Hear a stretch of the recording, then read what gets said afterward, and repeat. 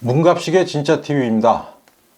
오늘로서 또 새로운 한 개월을 1개월을 시작합니다. 어저께부터 시작해서 오늘 아침에 올린 3건의 개국 특집 잘 보셨습니까? 그 댓글을 보니까요, 어떤 분이 저보고 관상이 좋다 그러셨는데 관상 좋다는 소리 많이 들었어요. 제가 대학교 1학년 때요, 고시 공부한답시고 81년 6월 말에 지금으로 치면 강원도 춘성군, 즉 원주 근처입니다. 간현이라고 혹시 가보신 분 있을까요? 유원지 근처?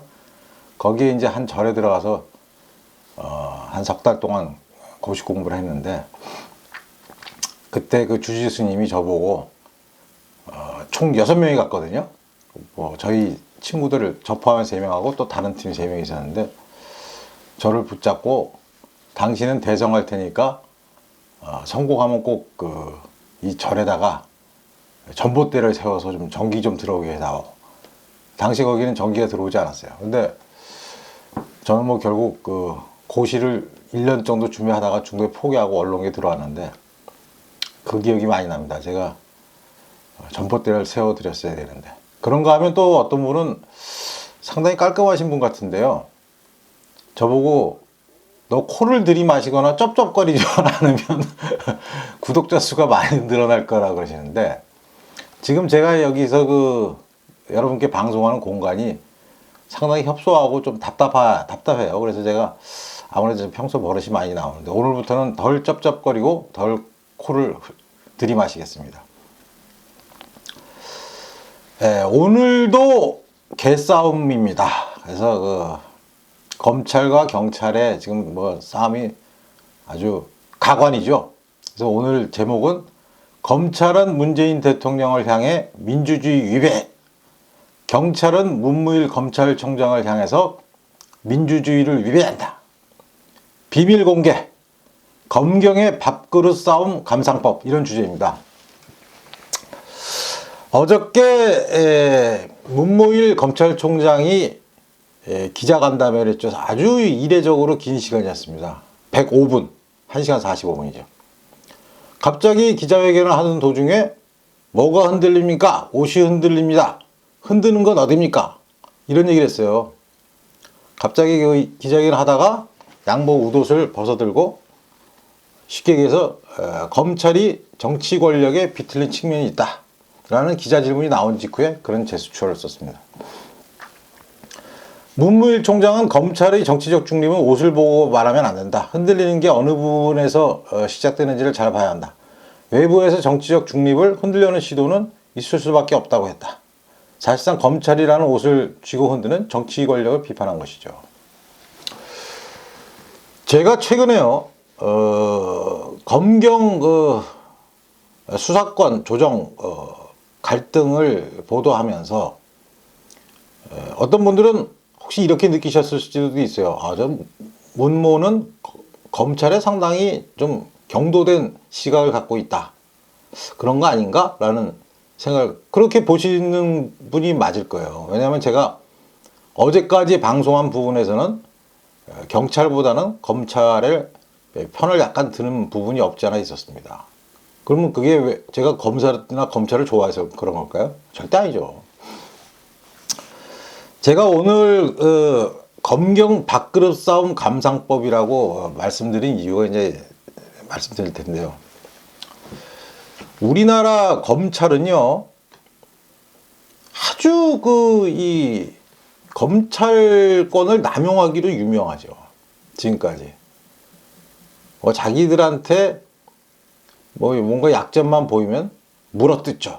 그래서 어떤 분들은 이리 같다, 승냥이 같다, 늑대 같다, 맹견 같다, 또 심지어 어떤 분은 하이에나 같다는데, 하이에나는 저희 같은 기자들한테 양보해 주세요. 기자들이 하이에나니까. 썩은 고기만 보면 달려드는 게 기자들이죠. 살아있는 권력은 못 대들고. 제가 왜 검찰을 약간 두둔하는 쪽으로 지금까지 방송을 했는가? 바로 오늘 이 문무일 검찰총장의 한 발언이 이번 사태의 진실입니다. 검찰은 그동안 문재인 대통령의 집권한 지 2년 동안 정치 권력을 향해서 앞만 보고 달려왔죠. 맹견처럼. 근데 지금 자신의 밥그릇이 빼앗기려 그러자 마침내 정치 권력이 자기들에게 자기들을 흔든다 라는 말을 했어요. 맞는 말이죠. 근데 그걸 알았으면 2년 동안 왜 그랬을까요? 검찰은 이 부분에 대해서는 할 말이 없을 것이라고 저는 생각합니다. 토사구팽이란 말 있죠. 개가 토끼를 사냥하면 나중에는 할 일이 없어지면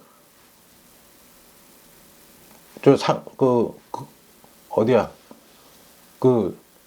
보신탕 끓이는 그릇으로 들어간다는 뜻이죠. 지금 검찰이 바로 그런 부분인데, 검찰이 지금까지 이렇게 2년 동안 적폐 수사를 없이며 전 정권 사람들 잡아넣기 혈안이 돼서 혐의가 안 나오면 별건 수사까지 해서 별의별 짓을 다 해서 정권에 충성하다가 갑자기 이 밥그릇 싸움에서 경찰한테 수사권을 뺏길 위기에 놓이자 이제서야 비로소 정치 권력을 얘기하는 거죠. 참 검사들의 양면성을. 그래서 제가 항상 검사들을 표현할 때 명문대학을 나오고 야심이 많고 머리가 좋다고 하지만 진짜 좋은 건 아니에요. 진짜 좋은 검찰이 되려면 바로 이런 정치 권력에 초연했어야 되죠. 근데 자기들은 2년 동안 정치 권력을 향해서 가진 아양과 교태를 떨다가 지금에 와서 밥그릇이 날아갈 위기에 처하자 갑자기 민주주의를 얘기하고 그다음에 자기 주인을 향해서 으르렁거리기 시작합니다. 누가 그런 검찰을 국민들이 정말 저 사람들이 옳은 말을 하는구나 라고 하겠습니까? 제가 그동안 한 것은 바로 문 총장에 의해서 이런 말이 나오기를 기다렸던 거예요. 검찰 안팎에서는요, 그동안 인사권을 무기로 검찰에 개입한 현 정권을 비판하는 소리가 많습니다. 실제로 문재인 대통령이 지난번에 얘기했죠. 장제현, 김학의, 버닝썬 사건. 근데 버닝썬은 어떻게 됐어요? 경찰이 열심히 수사했지만 아무것도 안 됐죠. 승리는 그냥 풀려나갖고 다음날인가 무슨 트레이닝복 차려입고 좋은 그 헬스장 가서 씩 웃으면서 운동했다 그러죠. 왜 그렇게 됐겠습니까? 경찰이 버닝썬 사건에 개입돼 있으니까 경찰이 자기 동료들 못 잡아놔서 그런 거예요. 김학의 성접대로 잡아놓는다 그러더니 결국 뇌물로 잡아놨죠. 이런 게 별건 수사죠. 장자연 이것도 마찬가지예요. 한 여성 하나가 와갖고 온갖 쇼를 다 하고 캐나다로 가는데 또 가서는 자기 가족들하고 저는 그 사람은 제 입에 담고 싶지가 않아서 제가 안 하는 거예요. 그 사안이 경중이 있거나 제가 무슨 범조선일보 소속이라서 안 하는 게 아니라 제가 적어도 방송 소재로 다룰 정도가 되려면 어느 정도 급이 있어야죠. 급이 안 돼서 제가 안 다룬 거예요. 문 총장은 마침내 별의별 소리 다 했습니다. 엉뚱한 부분에 손을 댔다. 틀 자체가 틀리다. 뭐가 틀 자체가 틀리고 엉뚱한 부분에 손 댔어요. 자기들이 2년 동안 박근혜 정권, 이명박 정권, 문재인 대통령이 그러니까 막 물었죠. 엉뚱한 데도 막 물었어요. 그거 잡아놓은 사람만 백몇십 명? 징역 횟수가 다 합치니까 평균 1점 몇 년이래요. 없는 부분까지 다 털어갖고. 그래놓고 지금 와서 경찰과 으르렁대면서 민주주의를 얘기하고 있죠. 저는 이 싸움을 여러분들이 보실 때 검찰과 경찰이 싸우면요, 결국 이 싸움은 제가 볼 때는 검찰의 승리로 끝날 겁니다. 예전에도 그래왔어요. 왜냐하면 우리나라의 검찰 권력은 경찰 권력 내지 정치 권력보다 훨씬 세기 때문에 결국 검찰이 승리할 것으로 봅니다. 제가 한번 시나리오를 말해볼까요? 그럼 여러분들이 한번 보세요. 저 30몇 년 기자를 했다는 문갑식이라는 선수의 예측이 어느 정도 정확한가. 일단 문무일 총장은요, 2년 동안은 이제 7월이면 2년이죠. 1년 한 20개월 됐네요. 22개월쯤 됐네요. 그걸 지금 정권을 향해서 충성을 다 했어요. 근데 갑자기 지금 와서 마치 무슨 자기가 정의의 사도인 양, 민주주의의 무슨 대변인 양 얘기하는 거는 자기 체면을 위해서죠. 자기 후배들 앞에서 쪽팔리지 않으려고. 그렇다면 그 사람이 그동안 해왔던 맹견 노릇이 사라지겠습니까? 안 사라지죠. 정권을 위해서 다 했죠. 박근혜, 이명박 정권을 타도하라는 그 명령에 충실했죠. 그러다가 지금 갑자기 한 열흘 정도 개기는 모습을 보이고 있죠. 그건 뭐냐면 명분싹해요. 그 사람이 이제 뭐 한 열흘이나 보름 후에 새로운 검찰총장 후보가 나오면 이런 소리 안 할 겁니다. 그러면 지금 정권은 어떻게 하겠어요? 문무일은 1년 22개월 동안 열심히 자기들을 위해서 봉사해온 충견인데 한 열흘 짓는다고 그걸 또 내칠 수는 없잖아요. 그러니까 두고 보면서 속으로는 빨리 새로운 검찰총장 후보자를 고르겠죠. 뭐 여러분들 한 여러 명의 이름이 거론되는 걸 뉴스에서 보셨을 거예요.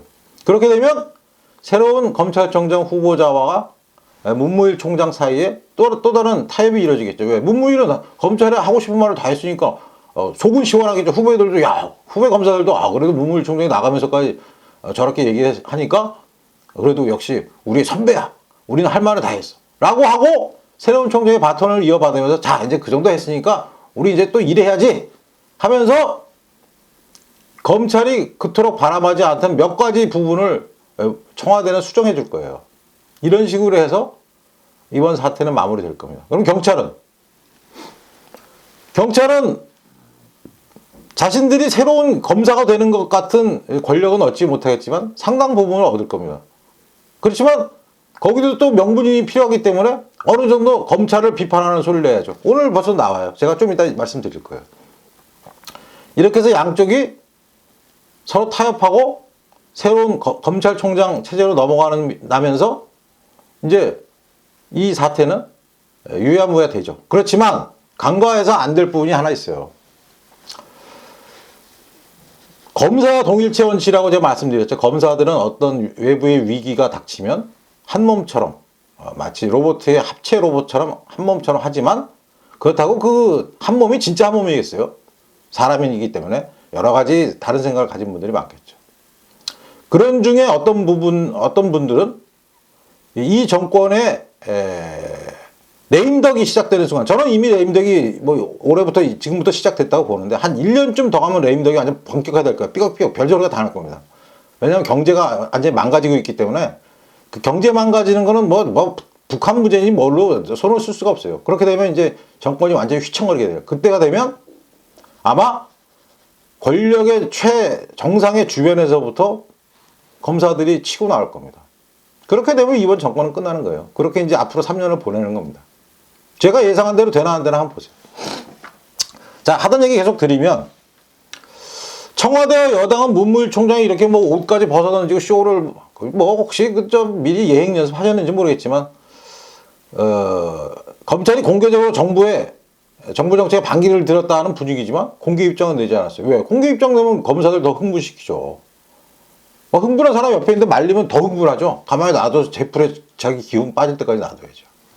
대신 조국 청와대 민정수석은 민주당 의원들과 별개로 만나서 향후 수사권 조정 방안을 어떻게 처리할 것인지를 논의했대요. 그러면서 말을 슬쩍 비틀기 시작합니다. 지금까지는 자기들이 다 청와대에서 다 해놓고 수사권 조정은 정부가 아닌 국회 입법사항이다. 이제 국회로 떠넘긴 거예요. 그럼 어떻게 되겠어요? 국회에 가면 또 시간 엄청 걸리겠죠? 아무리 패스트 트랙이지만 패스트 트랙도 이미 끝장났지만 시간 엄청 걸리겠죠. 그렇게 돼서 제가 아까 말씀드린 대로 봉합이 될 겁니다. 검사들의 외견상 검사들의 승리로 봉합이 될 거예요. 문 총장이 사실은 그동안 정권의 충견 노릇을 많이 했지만 마지막에 그나마 그 양심이 있는지 할 소리는 했어요. 수사권 조정에 대해서 민주적 원칙에 맞지 않고 기본권 보호에 공백이 생긴다.